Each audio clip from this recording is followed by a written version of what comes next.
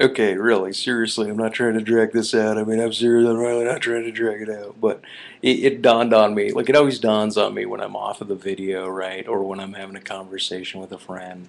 There's a huge gap with a friend conversation that I had between the second and the third one, which kind of derailed me, had me reconsider, didn't really quite line it right up.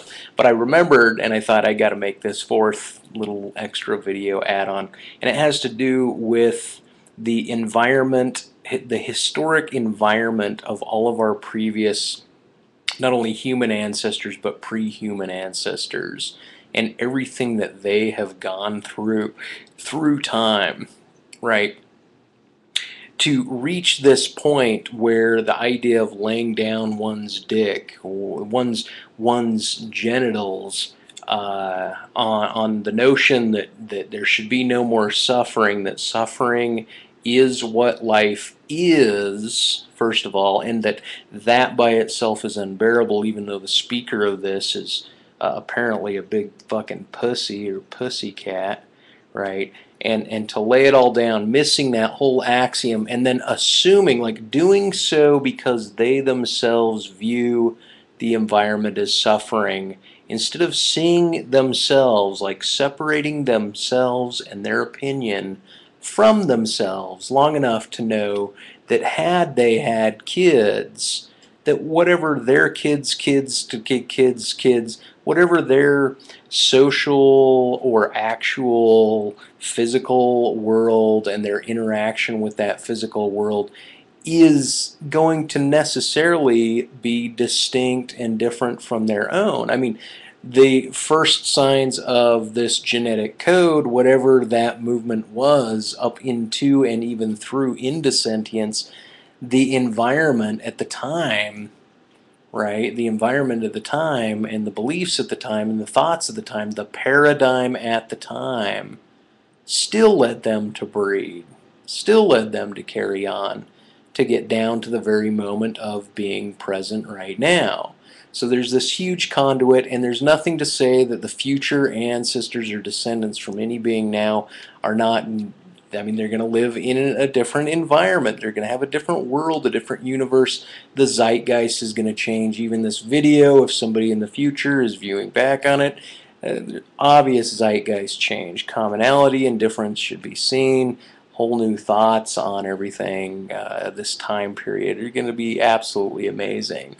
And so those who lay down their genitals, right, lay down these orchestrated movements, because procreation is, in my mind, a form of uh, uh, being in tune with another person's body.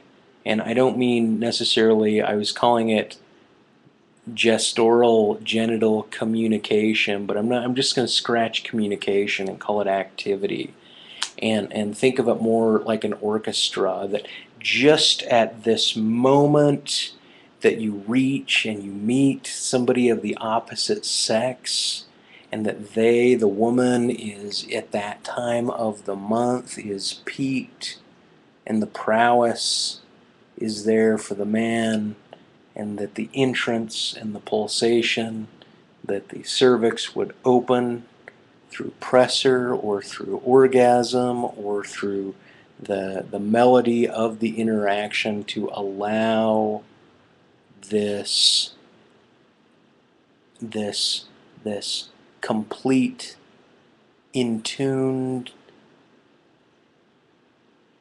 two two two party, two instrument song to interplay, where at the end, at the splash, at the cymbal at the end of the song, da da da da da da da da da, psh, right, at that psh, da da da da da da da da, psh, that spurt lands and flies, and shazam. It's not communication as much as it is amazing musical play between organisms.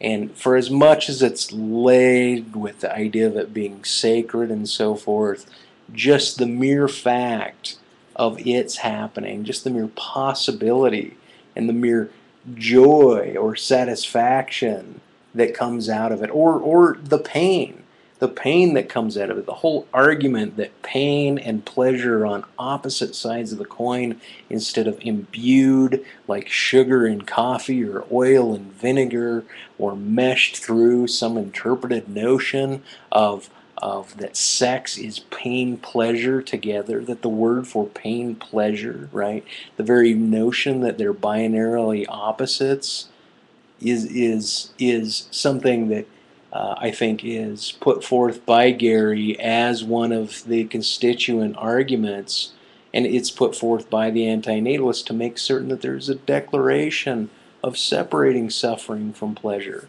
and that this, on this polarity, that we can push away the suffering as far as possible, and that even maybe in the pushing away one is ironically suffering more than had they not attempted to push it away or not defined that differently. And just because I'm on chronic pain meds, or I say now I interpret my pleasures through my pain on a consistent basis, where prior to this I did not, it doesn't exclude the idea that beforehand there wasn't always some sort of um, lovely agony or disheartening pleasure that came in, that rolled through. The idea of separating neurophysiological pain from psychological pain, that's the distinction I'm really more like wanting to pull and undo apart, right, for the sake of my arguments, where I actually see how much they're connected. Social interaction. Your feedback to me will affect me emotionally, granting me some sort of thing that I might consider a distress or a compliment, and it is a modeled feedback. And so basically, sex and procreation as being instrumental is fabulous. So the idea, like derived energy skipping around and saying, let's talk about death, and you're delivering a death sentence to your unborn child. When I was saying it was intransitive, I shouldn't have said it's intransitive. It's kind of like this idea, like the universe has come about. The cosmos has allowed. Those are the intransitives that might sound more like Anton, where derived energy might say something like you're imposing pain. You're imposing pain upon, but he can't really point to what it is, because the unborn, non-existent child is but a lingual. It's not an actual thing to point to, because it hasn't completed its. It only exists through a biological narrative. It has to come to be before it's pointed to it. Otherwise, he already violates or is in total alignment with the spiritual claim of a pre-existence. A pre-existence occurs, let's say, for the religious, actually there are souls floating around, right? But for the non-spiritual, take derived energy, if he claims his atheism but speaks about this non-occurring thing through a biological narrative, then he's already spirited it, where right now it's just a lingual signified, so it's intransitive. Intransitive noun. I'll have to think about that. So there's a little bit of weirdness with this idea that one is delivering a death sentence to their own child. How dare you do that? Right?